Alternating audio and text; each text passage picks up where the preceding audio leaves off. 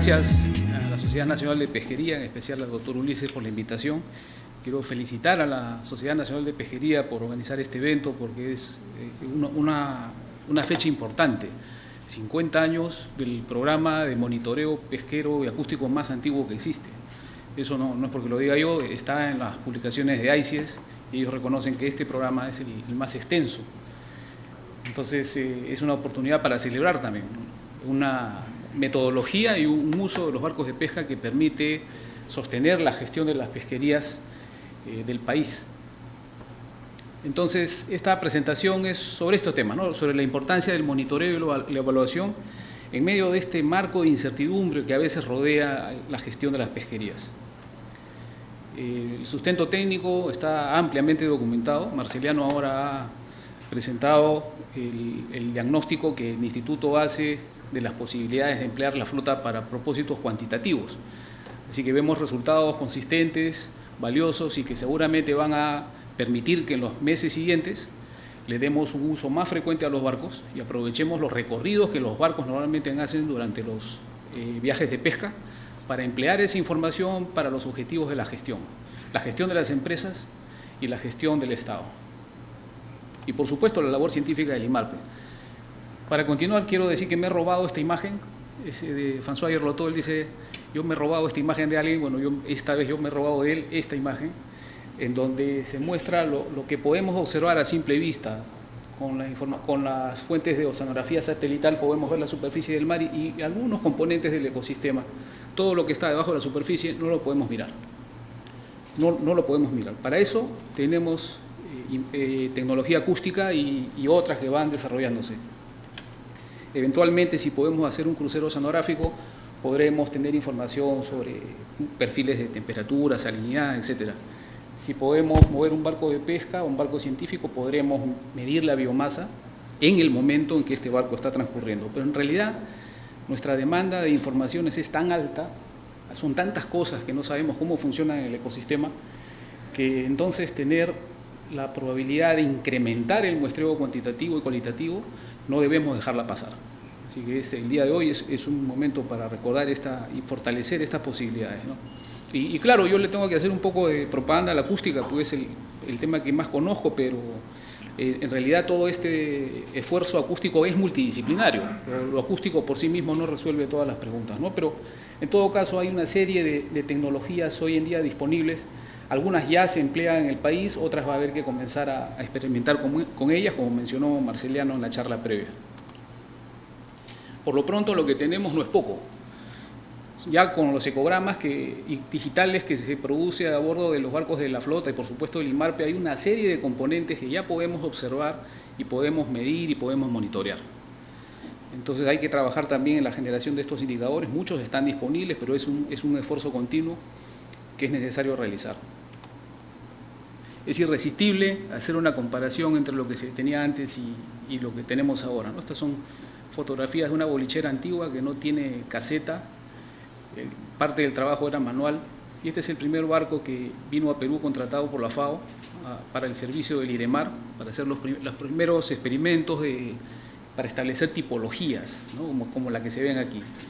Las tipologías que mencionó el doctor Villanueva se usaron durante las operaciones quizás, y después más adelante se inventaron los ecointegradores y la SNP compró uno para el SNP-1, para el primer barco científico propiamente peruano que operó en nuestro mar. Bueno, hoy en día estamos más o menos así. El Vicolaya sigue siendo uno de los barcos más modernos que hay en Sudamérica y tenemos embarcaciones de pesca que tienen las mismas tecnologías hoy en día y que por lo tanto son útiles para colectar información para los sofisticados análisis que se realizan hoy en día, que no voy a detallar, solamente decir que hoy en día podemos medir muchas cosas gracias a los mejores métodos y herramientas informáticas que tenemos. Como por ejemplo los ecogramas digitales.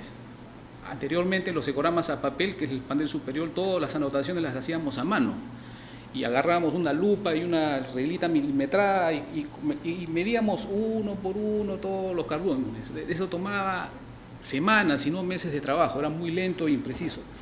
Hoy en día una sola persona podría hacer todo eso en cuestión de horas, para exagerar un poco, gracias a la existencia de estos programas informáticos.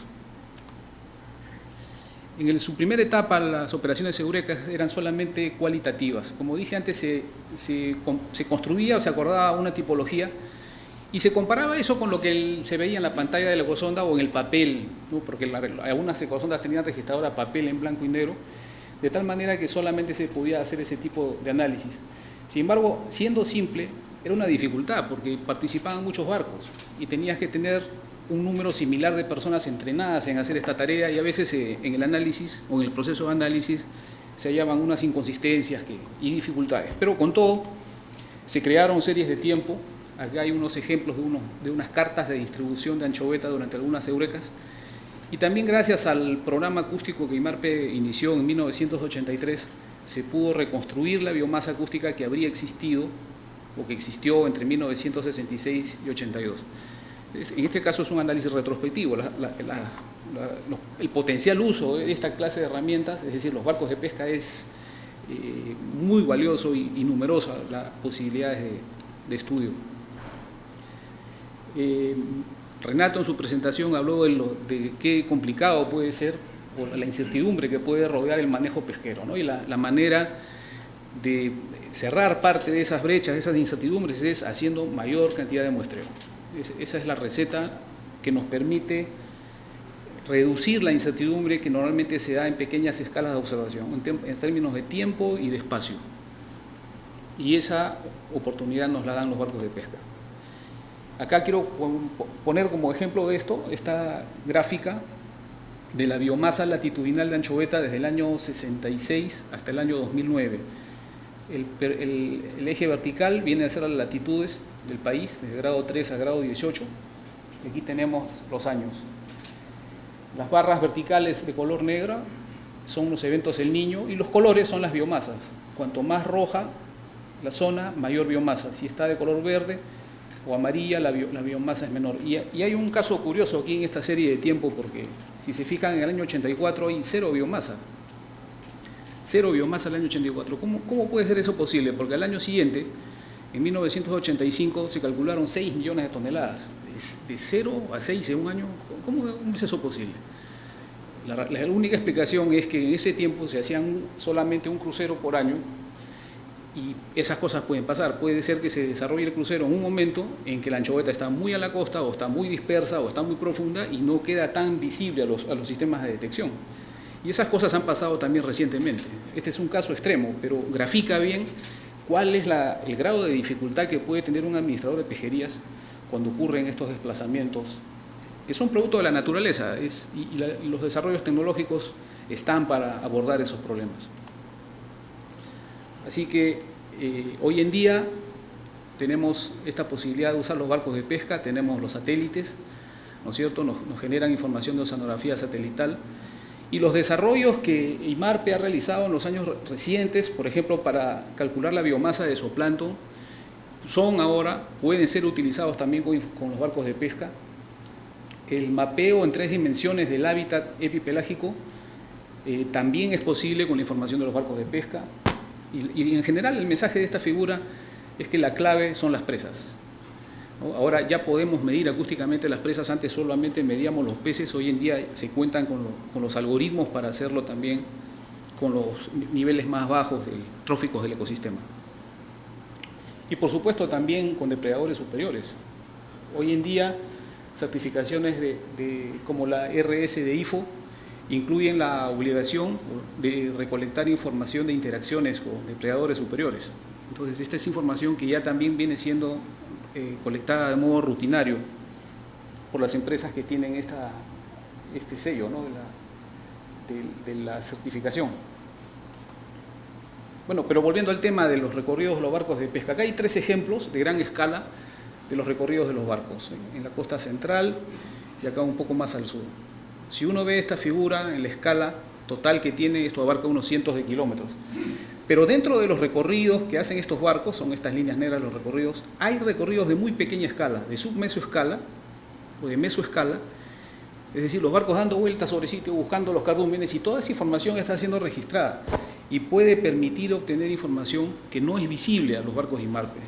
Si comparamos el trayecto que hacen los barcos IMARPE, vendría a ser esta línea roja de aquí, Ese es más o menos el recorrido que siguen los barcos. No pueden seguir otro recorrido. Hay un presupuesto, hay un tiempo, hay un calendario que cumplir. Y no hay tiempo para detenerse y a mirar y observar qué es lo que pasa en la submesoescala, que es la más difícil de obtener, ¿no? Entonces, si bien el IMARPE ha hecho varios experimentos importantes sobre la submesoescala, no lo puede hacer todo el tiempo. Esto tiene un costo muy alto y la oportunidad es emplear los datos que colectan estos barcos en esas escalas para profundizarnos en las investigaciones sobre ecología del comportamiento. Y también el comportamiento de la oxiclina y cuál es la dinámica de las ondas internas, que apenas estamos empezando a explorar esas variables.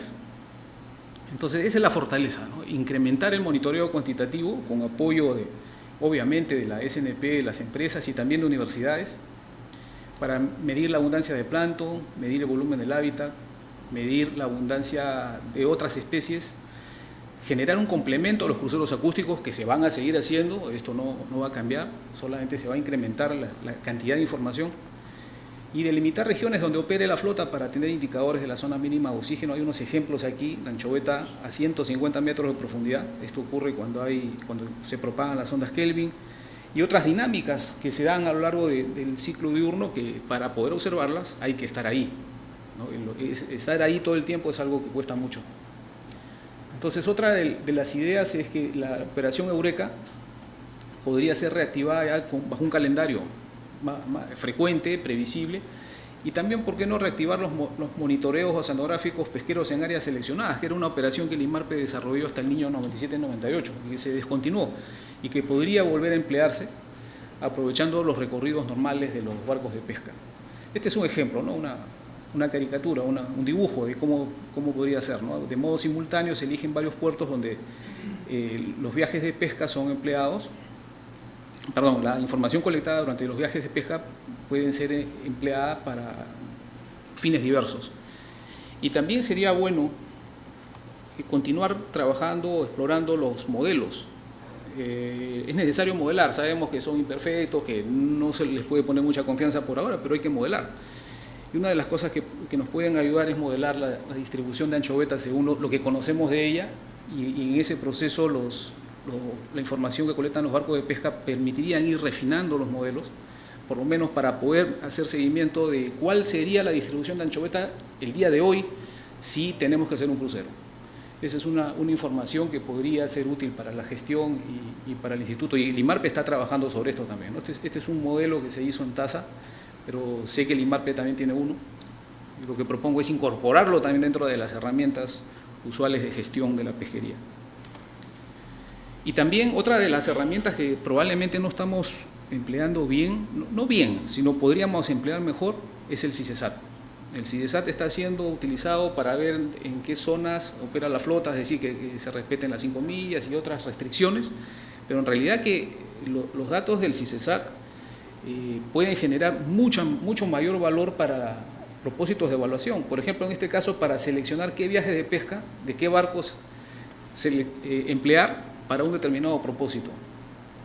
Entonces, esta clase de desarrollos son necesarios tanto para el instituto como para el propio Ministerio de la Producción y en general para la investigación, porque todo el recorrido de los barcos y los lugares donde se concentran permiten representar lo que pasa en el ecosistema en ese momento. Y no porque lo diga yo, hay una abundante investigación desarrollada por IMARPE con la cooperación del IRD sobre estos temas. Volviendo al tema acústico, hoy en día ya con los barcos de pesca podemos ver las ondas internas, determinar la cantidad de macrozooplancton y de peces que hay, y en general se ha hallado en estos experimentos, todavía hay una publicación que ya muy pronto va a salir sobre esto, que hay procesos de convergencia y de divergencia que pueden ser determinados geográficamente usando la información de los barcos de pesca. Hay una coincidencia entre el hundimiento de la zona mínima de oxígeno con las zonas que tienen mayor cantidad de zooplancton, porque todo esto obedece a una dinámica espacial, ¿no? de submesoescala y de mesoescala, que podemos observar con los barcos de pesca, por supuesto con los barcos científicos también, pero ya se ha dicho varias veces que el costo de los barcos científicos pues es alto, no se puede estar todo el tiempo sacando barcos.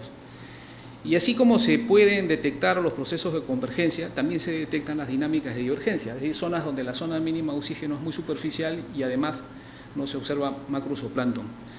Así que la frase clave detrás de todo esto es no pensemos solo en los peces, pensemos en el zooplancton, que nos va a decir mucho, y en las dinámicas del océano.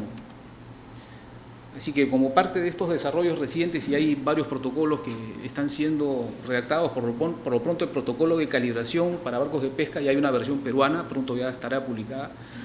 Ese es un esfuerzo de Cintia Vázquez de la Universidad Villarreal con el apoyo de la SNP. Sin ese apoyo no hubiera sido posible hacer este estudio, tener ese protocolo, y vienen otros protocolos más. En fin, a lo que voy es que la información de los barcos de pesca podría dar en pequeñas escalas la información que falta para completar el rompecabezas, ¿no? O sea, los cruceros se hacen en momentos del año más o menos fijos, verano, invierno, primavera, pero en el intermedio podemos ir llenando esos espacios, esos vacíos, esos sucesos que ocurren cuando lamentablemente no coinciden con el desarrollo del crucero y que pueden dar más información para la gestión de las pesquerías. Y otro de los temas, Marceliano lo dijo también, que tenemos que usar más y mejor, la tecnología está, necesitamos crear el método para incorporarla en la gestión o en la metodología de evaluación, son el uso de los sonares. Este video es muy conocido, pero siempre es divertido ver cómo a alta velocidad uno puede medir o contar los cardúmenes uno por uno a lo largo de todo el recorrido que siga el barco. Entonces, esto es parte de la tarea que nos toca hacer ahora. Y también lo del ecoconteo. Yo no me he puesto de acuerdo con Marceliano para nada para esta presentación, pero qué bueno que coincidimos, ¿no? Ecoconteo es una técnica que hasta ahora ha estado a disposición de nosotros, pero no le hemos encontrado una utilidad. Sin embargo, genera abundante información que tenemos que incorporar dentro del proceso de análisis y evaluación de los recursos. Otra de las herramientas que han sido creadas recientemente y que tenemos que hacer operacionales son estas técnicas estadísticas para determinar cuáles de los cardúmenes tienen juveniles y cuáles adultos. No voy a entrar en detalles, ¿no? Es una publicación del año 2012 de Ronan Fablet y colaboradores. Esto fue hecho en IMARPE, pero es un trabajo hecho con datos de IMARPE durante un crucero. La clave es cómo hacer operacional esto para la flota. Así que es parte de las tareas que están pendientes. Otra de las cosas que hay que seguir haciendo, y esta publicación de Salvador Peraltía y Sofía Bertrand de 2014, demuestra la velocidad de natación de unos cardúmenes de anchoveta, ¿no? Que significaría que se desplazan o podrían llegar a desplazarse 26 kilómetros en un día. Eso tiene implicancias para la gestión, pero ¿cómo incorporamos ese conocimiento en la gestión? Ese es el reto, pero hay que seguir haciendo esta clase de mediciones, y esto ha sido hecho, puede ser hecho también en un barco de pesca. Los barcos de pesca pueden observar también interacciones con otros depredadores. En este caso tenemos atunes. Este ecograma son atunes y naturalmente se les puede detectar y determinar su ubicación geográfica. En el caso de la derecha tenemos el bonito. Estos son registros típicos de atunes y bonito. Están siempre presentes en los ecogramas, pero de repente no los estamos recogiendo y poniéndolo en una base de datos. No, para terminar, necesitamos experimentar con nuevas tecnologías también. Ya apareció la nueva ecosonda científica EK80, es una ecosonda frecuencia modulada, así se le llama en la jerga, es una multifrecuencia en realidad, y en fin, es parte de lo que hay que probar. También están estos planeadores que no tienen propulsión. Este es el planeador de Liquid Robotics, que puede llevar ecosonda de sonares y una serie de sensores, y con solo el movimiento de la superficie del mar se puede desplazar. Y también está el sonar, Marceliano también lo mencionó, ¿no? El multi-as de CPIX, que puede hacer ecoconteo. En teoría puede contar el número preciso de peces que hay dentro de un cardumen, este sonar acá. Ya hay publicaciones sobre eso, pero necesitamos probar esa tecnología aquí en Perú. Bueno, para concluir, el uso de los barcos de pesca y las operaciones Eureka deben permitir incrementar el esfuerzo, el monitoreo cuantitativo. Todo esas posibilidades de análisis nos va a permitir una mejor comprensión de cómo funciona el ecosistema y, por lo tanto, tener una gestión de pesquerías mejor informada, reduciendo las incertidumbres. Sin embargo, todo esto requiere generar capacidades. Necesitamos más especialistas en tantas herramientas que hemos visto solo en este rato, tantos temas por investigar. demanda mayor cantidad de gente también investigando. Y por último, incorporar y probar el uso de nuevas tecnologías y adaptarlas a las necesidades de la gestión pesquera en el país. Y también pensando en el contexto del cambio climático. Bueno, muchas gracias, he tenido que ir muy rápido.